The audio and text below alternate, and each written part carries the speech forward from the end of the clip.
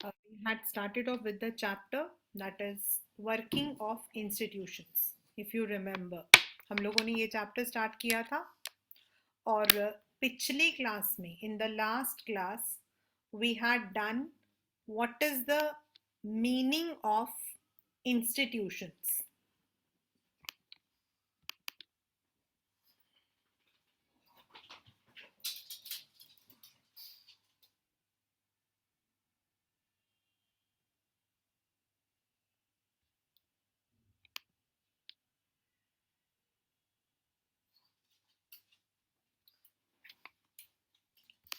अगर आपको याद हो, we had done what is the meaning of institutions, यानी कि द अरेंजमेंट्स जिसमें डेमोक्रेसी में all the people are taken care, जिसको हम तीन तरीके से डिवाइड कर देते हैं: legislature, executives and judiciary.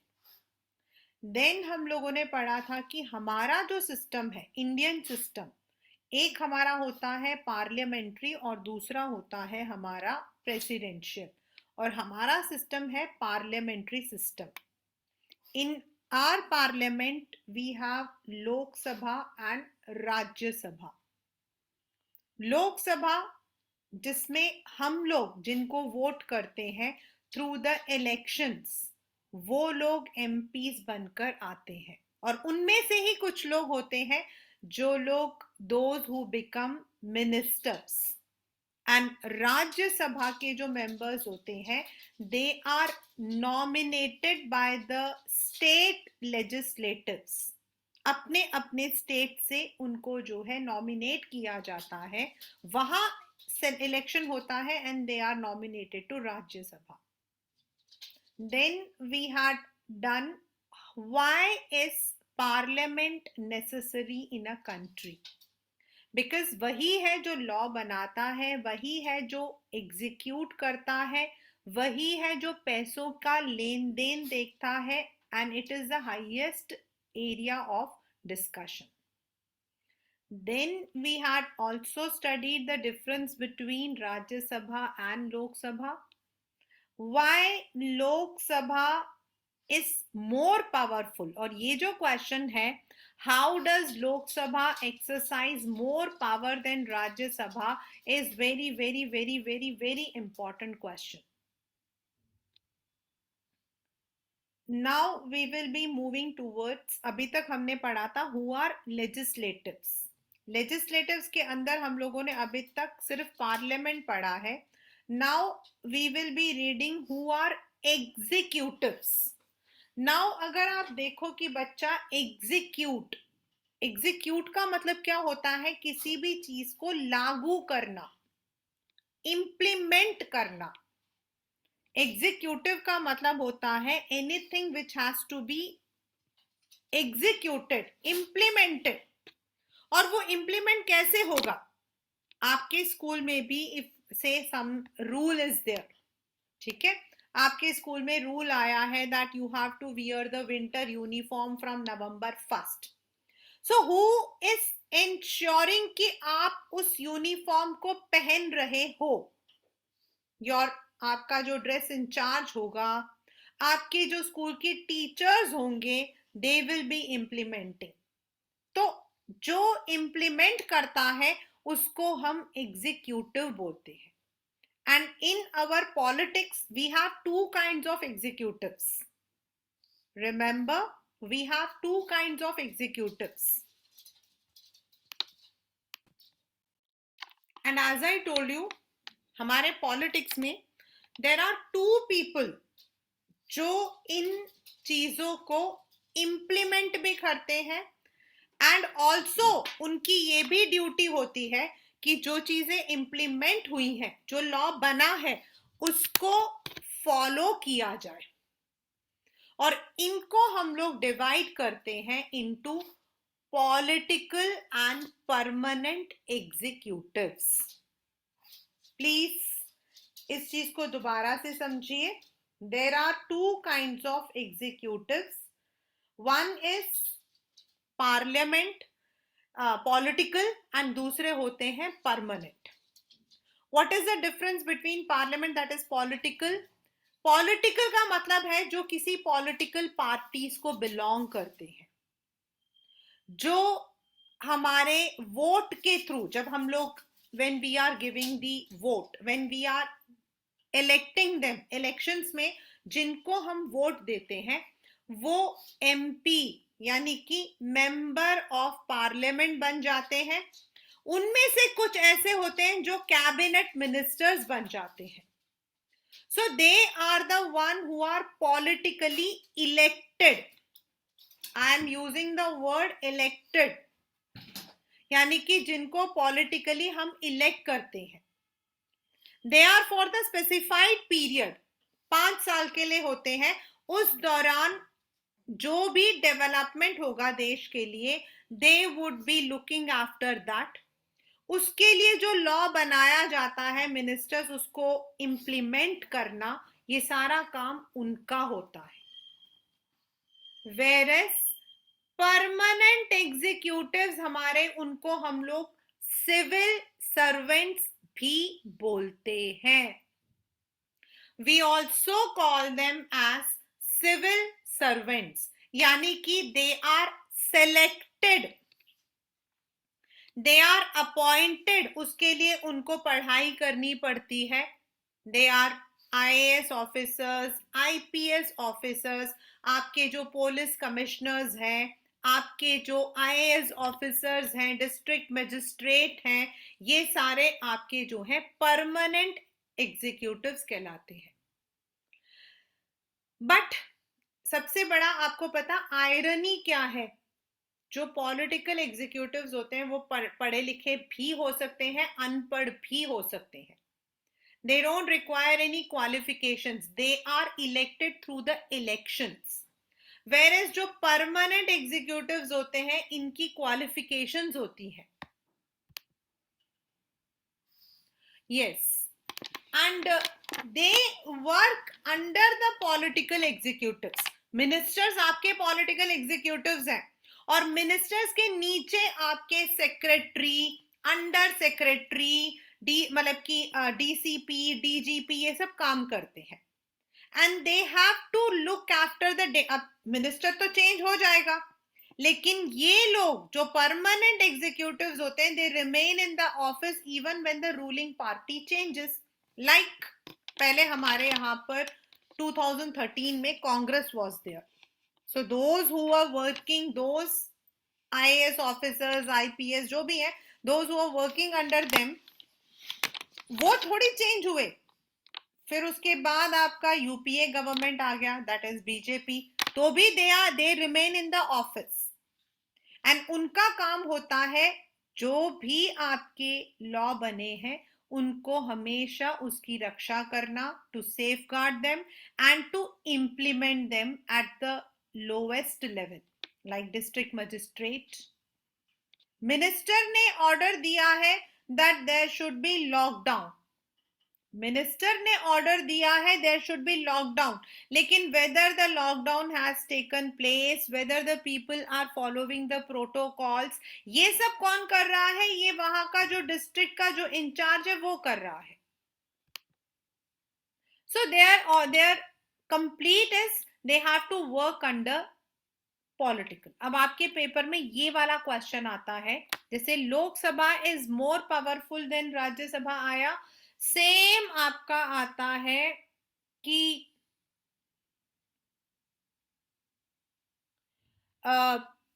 Political executives are more powerful than permanent. Same, मतलब उसमें हमारा था लोकसभा, यहां पर है, और दोनों के आंसर्स तकरीबन सेम है। व्हाई? बिकॉज हमारे जो पॉलिटिकल एग्जीक्यूटिव्स हैं, दे आर आवर रिप्रेजेंटेटिव्स, उनको हमने चूज किया है। So we are supreme, the people are supreme. हमने उन पर जो है, we have given them the trust that they can make the law for us. दूसरी बात, इफ एनीथिंग गोज रॉन्ग, कुछ भी अगर गलत होगा ना, तो the ministers are answerable to the people.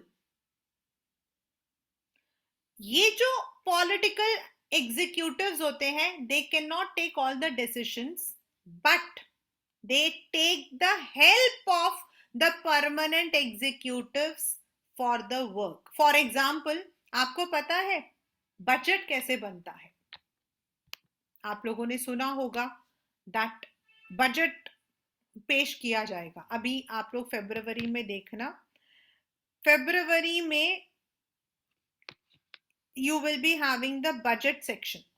Budget session का मतलब होता है पूरे साल का, for the entire year, what is the expenditure that government is going to have, what are the revenues, मतलब उनको क्या क्या कहाँ से, टैक्स से कितना पैसा मिला है, उनको इंपोर्ट से कितना पैसा मिला, एक्सपोर्ट से कितना पैसा मिला, ये सारा उनके पास होता है। हमारे फाइनेंस मिनिस्टर तो है निर्मला सीतारामन, बट आपको क्या लगता है निर्मला सीतारामन बैठकर जो है she is making the budget? No, not at all. Any minister can be there for finance, और जरूरी नहीं है कि वो जो मिनिस्टर है जो कि फाइनेंस का है he is from a finance background, ऐसा नहीं होता है। It's not, a minister can be educated, partially educated, uneducated, या फिर हो सकता है वो simple he might be only a graduate. तो फिर ये इतना बड़ा देश का जो बजट है वो कैसे बनता है? How can she make it? तो ये जो परमानेंट एग्जीक्यूटिव्स होते हैं, जो हमारे ऑफिसर्स, हमारे अंडर सेक्रेटरीज, हमारे जो का मतलब कि एट दिस मजिस्ट्रेट वगैरह जो इस लेवल के होते हैं, दे आर रिस्पॉन्सिबल, वो गाइड करते हैं मिनिस्टर्स को, हर मिनिस्टर को वो गाइड करते हैं what are the things taking place. Like अगर हम लोग एक्सटर्नल मिनिस्ट्री को देखते हैं, तो जो हमारे तीनों जो मतलब कि डिफेंस फोर्स है, उनके जो हेड होते हैं वो टाइम टू टाइम उनको बताते रहते हैं what is happening, how it is happening, what are the requirement, और उसके अकॉर्डिंग हमारे जो मिनिस्टर्स होते हैं they take the decisions. So final decision is always taken by the ministers, but they are guided and supported by the permanent executives, because हमारे political executives को हमने elect किया है, they are people's power, and that is why they have more power than the permanent. किसी भी decision को लेने का पावर पॉलिटिकल में होता, परमानेंट सिर्फ उसको फॉलो करता है। So this is the difference between political and permanent executives. Now आपको मैंने बताया था कि हमारे यहाँ पर we have legislators जो लॉ बनाते हैं, पॉलिसी से जो डिसीजंस होते हैं वो लेते हैं। और लेजिस्लेटर्स कौन होते हैं? हमारे प्राइम मिनिस्टर, हमारे उनके जो कैबिनेट मिनिस्टर्स, मतलब जो प्राइम मिनिस्टर की जो टोली है, ग्रुप है, जिसको हम बोलते हैं काउंसिल ऑफ मिनिस्टर्स। और एग्जीक्यूटिव्स हमारे दो होते हैं, परमानेंट एंड पॉलिटिकल। तो नाउ ये जो कैबिनेट मिनिस्टर्स हैं ये कौन है, how they are chosen, how Rajnath Singh और से मतलब कि निर्मला सीतारामन, इनको किसने चूज किया? तो जब कोई भी पार्टी जीत जाती है, कोई भी पार्टी, यस वेरी गुड, कोई भी पार्टी जीत जाती है, एनी पार्टी, तो अब उसका जो लीडर होता है वो हम चूज नहीं करते हैं। हमें पता है कि if this particular party comes into power तो ये he will be the prime minister, right? And prime minister is the one who chooses his council of ministers. ये वाला जो क्वेश्चन है जो मैंने अभी वेब चार्ट में बना रखा है, this comes in 3 marks. ये वाला जो आपका क्वेश्चन है ये 3 मार्क्स में आता है। तो जो काउंसिल ऑफ मिनिस्टर्स हैं उनके कौन कौन होते हैं? काउंसिल ऑफ मिनिस्टर का मतलब है ग्रुप, ग्रुप। उनमें 3 तरीके के मिनिस्टर्स होते हैं। एक कैबिनेट मिनिस्टर, कैबिनेट का मतलब होता है एक पूरे डिपार्टमेंट को संभालने वाला, एक बड़े से डिपार्टमेंट को संभालने वाला, the top level leaders in charge of ministries like Nirmala Sitharaman who is in charge for finance, Rajnath Singh, ये हमारे कैबिनेट मिनिस्टर्स हैं, the health minister, the external affairs, foreign affairs, ये सारे हमारे जो हैं they are all cabinet ministers. इनके पास बड़ी मिनिस्ट्री होती है और इन मिनिस्ट्रीज को हेल्प करते हैं मिनिस्टर ऑफ स्टेट या फिर डेप्यूटी मिनिस्टर्स। ये जो मैंने थर्ड में लिखा हुआ है, मिनिस्टर ऑफ स्टेट और डेप्यूटी मिनिस्टर्स, ये लोग हेल्प करते हैं कैबिनेट मिनिस्टर्स को। एंड तीसरा होता है minister of state with independent charge. Now what is the difference between a cabinet and independent? Independent ministers होते हैं बहुत छोटे छोटे मिनिस्ट्री, जिनका मतलब कैबिनेट में क्या होता है, मीटिंग्स होती है, कैबिनेट की मीटिंग्स होती है, वो कहते हैं ना बड़े, मतलब कि हाई लेवल प्रोफाइल मीटिंग्स। अब इन मीटिंग्स में क्या होता है, जितने भी आपके कैबिनेट मिनिस्टर्स हैं, जितने भी, सबको आना होता है, because that is for the overall development of the country. Whereas आपके जो minister of state with independent charge है, ये स्मॉल मिनिस्ट्रीज होती है। फॉर एग्जाम्पल आपके टेक्सटाइल्स, पावर मिनिस्ट्री, आपका जो मिनिस्ट्री ऑफ पावर, तो ये हर कैबिनेट मीटिंग में नहीं आते, they come only when they are invited, या उनके मिनिस्ट्री से रिलेटेड अगर कोई काम है तो वो लोग आते हैं। जैसे पावर मिनिस्ट्री, तो जो मिनिस्ट्री ऑफ पावर है वो छोटा है। तो there are three kinds of ministries, one is cabinet, the larger one, cabinet को असिस्ट करने वाला डेप्यूटी, एंड इंडिपेंडेंट चार्ज वाला minister of state with independent charge. और ये सब किसके साथ काम करते हैं? With our prime minister. There is hardly any school जिसमें functions and power of prime minister ना आया हो। इस पर्टिकुलर चैप्टर में हर एक क्वेश्चन, हर एक कंसेप्ट उतना ही इंपॉर्टेंट है। आई कैन नॉट से कि बेटा इस कंसेप्ट को छोड़ दो। Every concept has come in most of the schools. तो now who is the prime minister? What are his powers and functions? Prime minister और प्रेसिडेंट में हो सकता है there might be a choice, मतलब functions of prime minister and functions of president. Prime minister हमारा कौन होता है? जिस पार्टी को मेजॉरिटी मिलती है in the elections, in the union elections, उसका जो लीडर होता है, या फिर किसी एक पार्टी को नहीं मिलता, दो पार्टी मिलकर गठबंधन बनाते हैं, उनका जो लीडर होता है ही becomes the prime minister of the country. उनको हम चूज नहीं करते हैं, वो जितने भी लोग, दोज पीपल, वो रिप्रेजेंटेटिव्स उस पार्टी के, वो चूज करते हैं।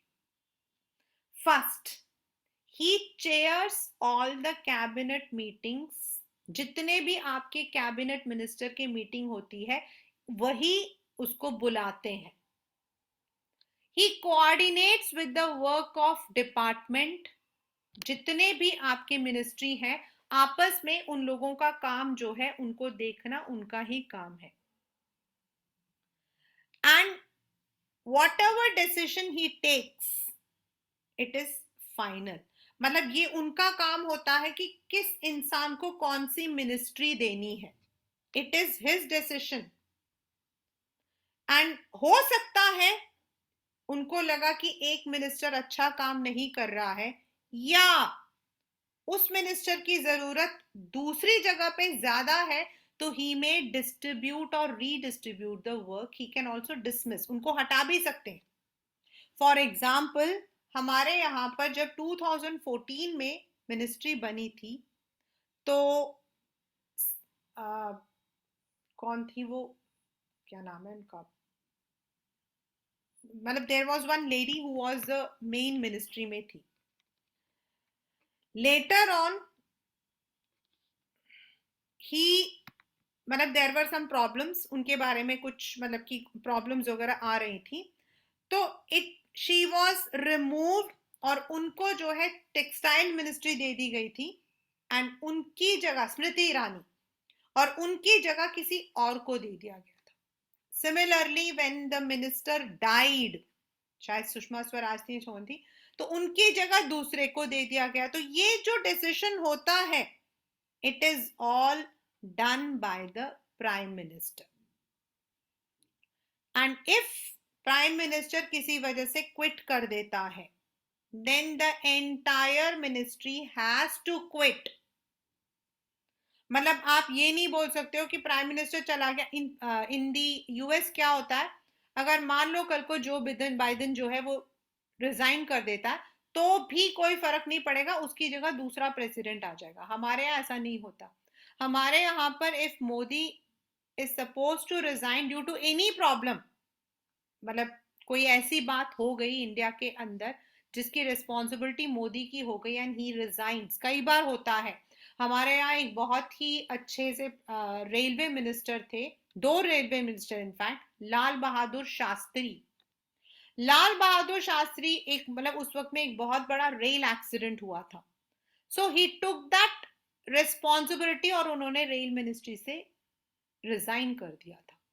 Similarly George Fernandes, again the rail minister ही। तो कई बार क्या होता है, प्राइम मिनिस्टर अगर उनकी वजह से उनको लगता है कि उनकी गलती सी उसकी वजह से ये प्रॉब्लम हुई एंड ही रिजाइंस, देन उनके साथ सारे मिनिस्टर, स्टेट मिनिस्टर सब रिजाइन करते हैं and a fresh election happens.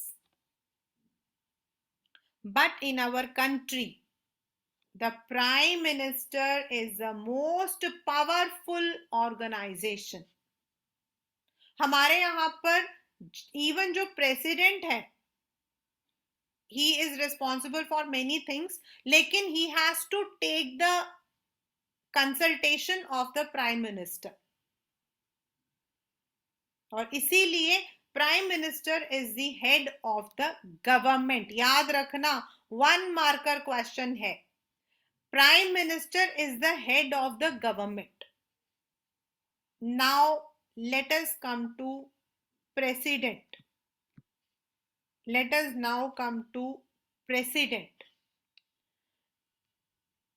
In our constitution, when our constitution was made, तो हम लोगों ने ये जो सिस्टम है पार्लियामेंट्री सिस्टम, वो हम लोगों ने लिया था फ्रॉम ब्रिटेन। एंड उन्होंने जो है उनका यहाँ पे भी अगर आपने देखा हो, जो क्वीन थी जिनकी अभी अभी डेथ हुई है, queen Elizabeth, she was the head of the entire UK, पूरे यूनाइटेड किंगडम की वो हेड थी। अब उनकी जगह उनका बेटा चार्ल्स बना है। बट जो रूलर है जॉनसन, मतलब जो प्राइम मिनिस्टर है वो बोरिस जॉनसन, ही इज मतलब की हेडिंग, ही वॉज द जो गवर्नमेंट है उसका हेड वो है। तो हमारे यहां पर भी the entire countries head is president, and हम लोग प्रेसिडेंट के लिए शी वर्ड यूज करते हैं बेटा। शी इसका मतलब ये नहीं कि हमारी प्रेसिडेंट वुमेन है, हम प्रेसिडेंट के लिए शी ही यूज करते हैं। She is the first citizen of our country, मतलब द प्रेसिडेंट जो होता है उसको हम कहते हैं the first citizen of the country.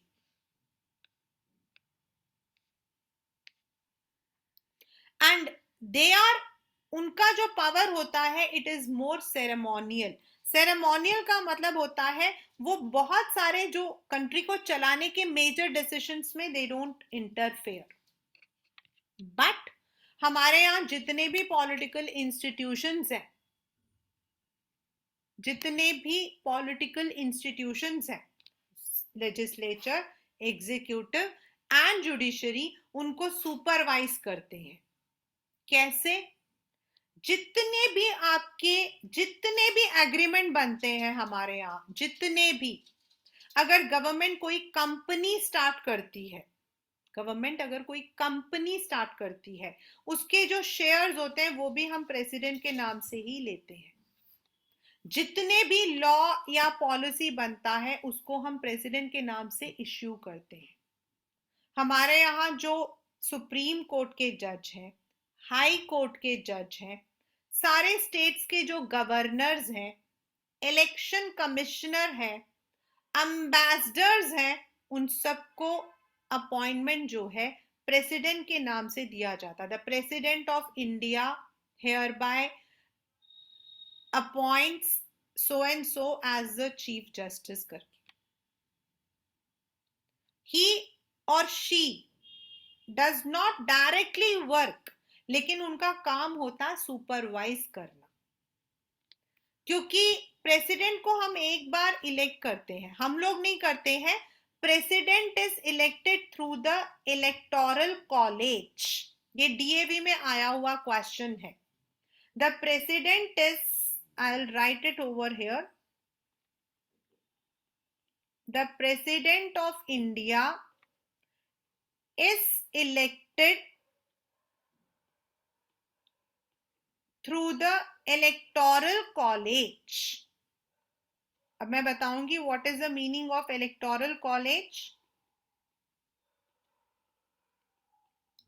हमारे यहाँ जितने भी आपके जो प्रेसिडेंट, जितने भी आपके जो इंटरनेशनल ट्रेटीज होते हैं, इंटरनेशनल ट्रेटीज का मतलब है हमने अगर किसी भी देश के साथ कोई समझौता, कोई एग्रीमेंट किया है, they may be signed by the prime minister, लेकिन उस पे जो नाम लिखा होता है in the name of it is the president, because the constitution says prime minister बीच में चेंज हो सकता है। अगर मान लो गवर्नमेंट को नो कॉन्फिडेंस मोशन मिल गया और गवर्नमेंट को रिजाइन करना पड़ा, बट प्रेसिडेंट नॉर्मली रिजाइन नहीं करता। मोर और लेस अगर उनकी डेथ हो गई तो अदरवाइज दे हैव, वो लोग परमानेंट होते हैं जब तक उनका दोबारा से टेन्योर खत्म नहीं हो जाता। And he is the supreme commander of all the defence forces, चाहे एयर हो, चाहे नेवल हो, चाहे वो आपका तीनों का आर्मी हो, तीनों के हेड हमारे प्रेसिडेंट होते हैं। Now how is the president of India elected?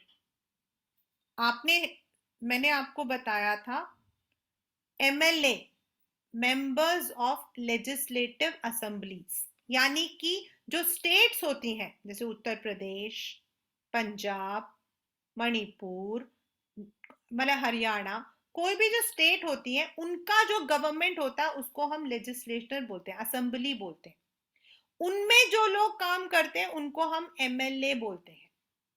जो पार्लियामेंट में होते हैं उनको हम एमपी बोलते हैं, मेंबर ऑफ पार्लियामेंट।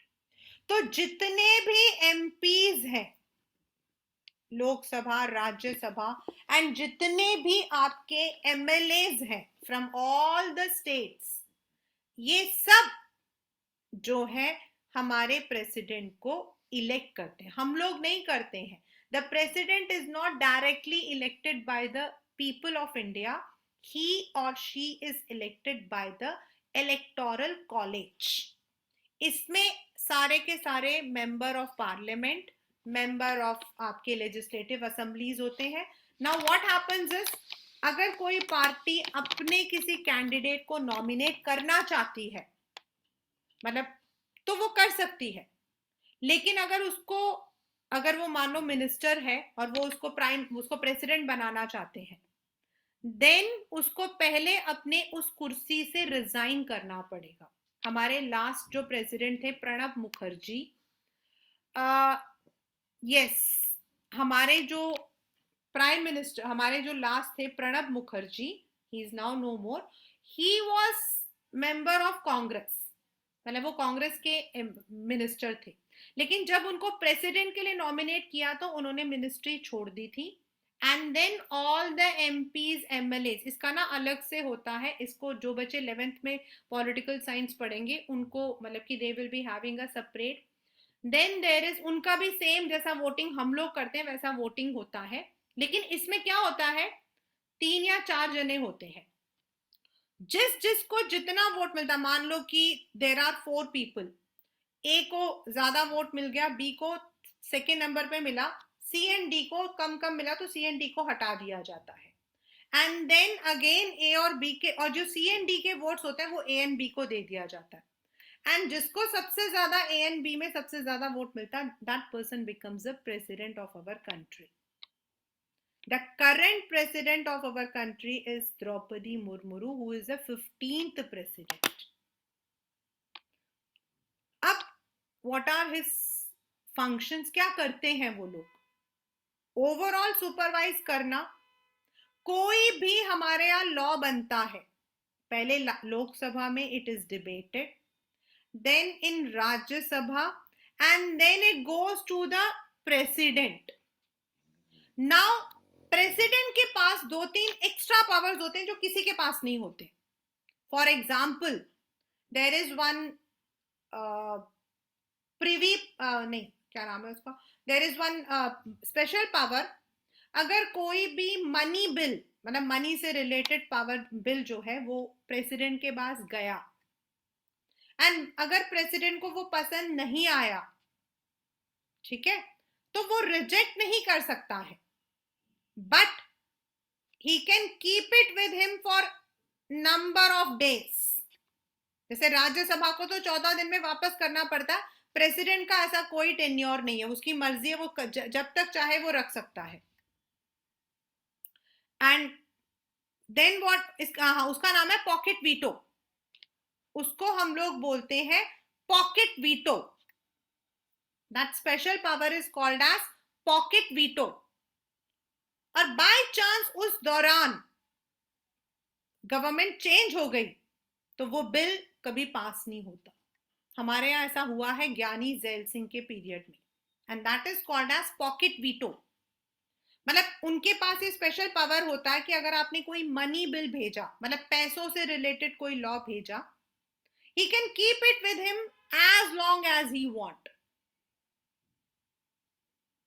दूसरा उनके पास स्पेशल पावर होता है, अगर कोई भी पार्टी को मेजॉरिटी नहीं मिलता है, ठीक है, ना ए को मिला, ना बी को मिला, ना सी को मिला, ठीक है, अब ए को 100 वोट्स मिले हैं, बी को 60 वोट्स मिले हैं और सी को 50 वोट्स मिले हैं, बट प्रेसिडेंट के पास ये पावर होता है कि वो इनमें से किसी भी एक को बोल सकता है कि you form the government. Re election की जगह he can ask them to form the government and prove the majority. मतलब वो ए को भी बोल सकता है, बी को भी बोल सकता है, सी को भी बोल सकता है। And then he has one more special power, किसी को फांसी की सजा हो जाती है, anyone gets a death sentence, or any you can say punishment, the president, अगर हम लोग हाई कोर्ट में गए, फिर सुप्रीम कोर्ट में गए, and ultimately it is only the president जो उस पनिशमेंट को पार्डन कर सकता है। This power is with the president, no one else can do. अगर सुप्रीम कोर्ट ने भी कह दिया है, उसके बाद only one person is there and that is आपके, जितने भी हमारे चीफ जस्टिस वगैरह होते हैं उनको अपॉइंट करने की जो जिम्मेदारी है वो हमारे प्रेसिडेंट के पास होता है, बट प्रेसिडेंट अपने आप नहीं करता है। The president does not do it himself और herself.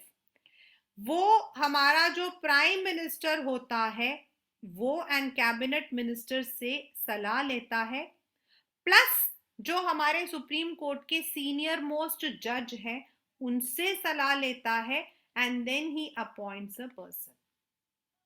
So these are all the functions of president, and he has got some special powers. ये मैंने लेफ्ट साइड में लिखा हुआ है, these are the special powers. ये हमारे functions हैं and these are the special powers which are there with the President of India only. So this is how Prime Minister and President work. Yes, at the state level ये तो country के level पर था. जो states होते हैं वहां पर ये जो president वाला काम है ये governor करता है, और जो governor होता है he is appointed through the union ministers. जैसे दिल्ली का गवर्नर जो है he has the power to किसी भी जो मतलब कि इस वक्त में जो भी हमारा चीफ मिनिस्टर है उसके किसी भी लॉ को अबॉलिश करने का जो पावर है वो हमारे गवर्नर के पास होता है. You don't have it in your syllabus, so we will not discuss about that. अब ये तो हमारे पास थे हमारे executives and हमारे legislatives. Now last but not the least is the judiciary. The Indian judiciary is called as an integrated independent judiciary. India का जो judiciary है उसको इंडिपेंडेंट भी बोलते हैं एंड इंटीग्रेटेड भी बोलते हैं. इंडिपेंडेंट का मतलब है जो भी आपके जजेस होते हैं उन पर कोई दबाव नहीं होता है. इट इज अ जुडिशरी हमारा एक अलग सा इंस्टीट्यूशन है. उसमें जो लोग काम करते हैं, जो आपके जजेस हैं, इन सबको अपॉइंटमेंट प्रेसिडेंट करता है, not the prime minister. Prime minister हमारा गवर्नमेंट होता है, वो पार्शियलिटी कर सकता है, लेकिन प्रेसिडेंट पार्शियलिटी नहीं करता है. एंड देन हमारे तीनों कोर्ट्स, तीन क्या हमारे पास बहुत सारे कोर्ट्स हैं. Supreme court, the apex court, high courts होते हैं हर एक स्टेट में, एंड हर स्टेट के अंदर आपके डिस्ट्रिक्ट कोर्ट्स होते हैं हर डिस्ट्रिक्ट में. देन हमारे पास उससे नीचे भी कोर्ट्स होते हैं, कंज्यूमर कोर्ट्स भी होते हैं. सारे कोर्ट्स मिलकर हमारा बनाता है एक integrated judiciary. And in our country, Supreme Court is the highest and having the most powerful powers. अब किस किस तरीके के केसेस हमारे कोर्ट्स में जाते हैं? There can be a divorce case, there can be a criminal case, there can be feud between two citizens. Then citizens ने गवर्नमेंट के खिलाफ कोई PIL डाला, पब्लिक इंटरेस्ट लिटिगेशन, वो हो सकता है. स्टेट गवर्नमेंट्स का आपस में झगड़ा है, जैसे Karnataka and Tamil Nadu is fighting over river Kaveri water, तो वो कहां जाएगा? सुप्रीम कोर्ट में. देन किसी स्टेट को यूनियन गवर्नमेंट से प्रॉब्लम है, दोस केसेस. तो ये सारे के सारे जो केसेस होते हैं they are dealt in the courts. Now हमारे यहाँ कौन कौन से कोर्ट्स होते हैं? Supreme court, it is for the civil यानी कि common people, criminal and also appeals against decision of high court. मतलब अगर मान लो हाई कोर्ट में हमने कोई केस को हार गए तो we can appeal it in supreme court. Then Supreme Court and High Court can interpret the Constitution and declare invalid any law if against Constitution. अगर गवर्नमेंट ने कोई ऐसा रूल बनाया जो कि उनको लगता है कॉन्स्टिट्यूशन के अगेंस्ट है, जैसे हमारे यहाँ एक रूल बना था यूपी में कि जिनके ज्यादा बच्चे होंगे वो इलेक्शंस नहीं लड़ सकते. अब ये तो रूल के अगेंस्ट है, क्योंकि हमारा जो कॉन्स्टिट्यूशन है वो कहता है 1 man 1 vote and 1 value and anyone who is 25 years and above can contest election. अगर आपने उसके अंदर ये रूल कैसे डाल दिया? So they declared that law as invalid. तो कोई भी ऐसा लॉ जो गवर्नमेंट बना देती है which is not in favor of constitution, constitution के जो हमारे guiding principles है, that is justice, equality, fraternity उसके अगेंस्ट है, तो दैट कैन बी, उसको जो कोर्ट है वो डिक्लेयर कर सकते invalid. Then it can also review, ये पेपर में आया हुआ है, judicial review, 1 marker question. Judicial review का मतलब होता है उसकी एक बार जुडिशरी की तरफ से जांच पड़ताल करना, whether it is constitutionally valid or not. It is the guardian of the fundamental rights.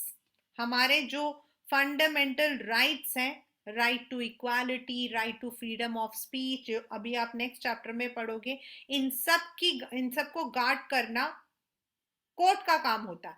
And any person can approach the court, any person, me, you, anyone can approach the court अगर उनको लगता है कि जो government ने law बनाया है that is against the public interest. Public interest मतलब एक इंसान को नहीं, कई इंसानों को that is affecting. And anyone can file a PIL, और PIL का मतलब होता है पब्लिक इंटरेस्ट लिटिगेशन. हमारे यहां पर अगर आप कोर्ट में जाओगे ना तो आपको कम से कम 1000 से ज्यादा PILs दिखेंगे.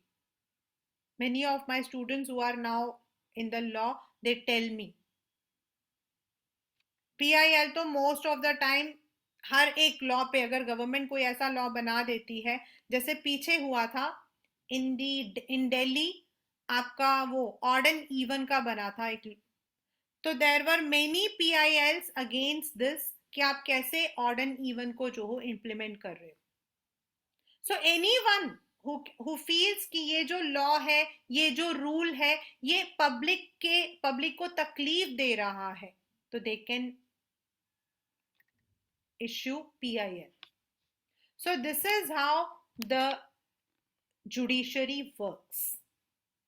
Now why is, आपको पता है जितने भी हमारे सुप्रीम कोर्ट या हाई कोर्ट के जजेस होते हैं, they are appointed by the president of India. But ऐसा नहीं कि प्रेसिडेंट गया किसी को चूज किया कि हाँ भाई इसको हाई कोर्ट का बना दो, नो. आपको पता है जैसे आपके स्कूल्स में सीनियर्स एंड जूनियर्स होते हैं, वैसे जो सुप्रीम कोर्ट का सीनियर मोस्ट जज होता है, मतलब मान लो 5 जजेस हैं जो सबसे सीनियर, एज में भी और एक्सपीरियंस में भी ज्यादा है, उसको बनाया जाता है सुप्रीम कोर्ट का चीफ जस्टिस. लेकिन उसको पहले जो हमारे प्राइम मिनिस्टर होते हैं, कैबिनेट मिनिस्टर्स होते हैं, उनसे पहले जो है डिस्कशंस होते हैं, एंड जो सुप्रीम कोर्ट का जो रिटायर होने वाला जज है वो बताता है मेरी जगह आप इसको लो, and normally he is a senior most जज. उसको हम सुप्रीम कोर्ट का चीफ जस्टिस बनाते हैं या हाई कोर्ट का. And once a person is made the chief justice, then nobody can remove the judges. वो सलमान खान का जो डायलॉग है ना, एक बार जो मैंने सोच लिया फिर मैं अपने आप की भी नहीं सुनता, वैसे उसके बाद उनको कोई नहीं हटा सकता, नीदर इवन द प्रेसिडेंट. तो अगर उनके खिलाफ कोई केस आ गया, मतलब उस जज के खिलाफ मान लो कोई केस आ गया, उसने कोई गलत काम किया था, तो तब क्या किया जाता है, लोकसभा एंड राज्यसभा के जितने भी मेंबर्स हैं, 543 members of Lok Sabha and 250 members of Rajya Sabha, इसके 2/3, यानी कि लोकसभा के 543 का 2/3 कितना हुआ आपका, 543 इंटू 2/3, यानी कि 181 इंटू 2, 362 मेंबर्स. एंड आपके यहां पर जो 243 मेंबर्स होते हैं उनका 3, यानी कि 81, यानी कि 166 मेंबर्स. ये दोनों अलग से जब इम्पीचमेंट मोशन डालते हैं। इम्पीचमेंट का मतलब है they do not want this man to be the chief justice, तभी उस जज को हम रिमूव कर सकते, otherwise he can never be done. हमारे यहाँ ऐसा कई बार हुआ है, इम्पीचमेंट मोशन पास हुआ है, बट द जजेस वर नॉट रिमूव्ड। हमारे यहाँ why is Indian judiciary called independent? Because it is not under any legislature. कोई भी उसका जो रूलिंग पार्टी है या कोई भी एग्जीक्यूटिव उसको रूल नहीं कर सकता।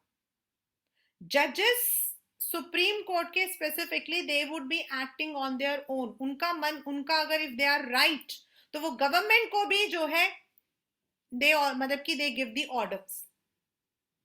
जो सुप्रीम कोर्ट के जजेस होते हैं या फिर हाई कोर्ट के जजेस होते हैं, they are not appointed by the ruling government but by the president, and once they are appointed they can be removed only through the impeachment motion passed by 2/3 of both houses, and that is why, क्योंकि उनके ऊपर किसी भी तरीके का pressure नहीं होता है, इसीलिए हम जो है we call them as independent.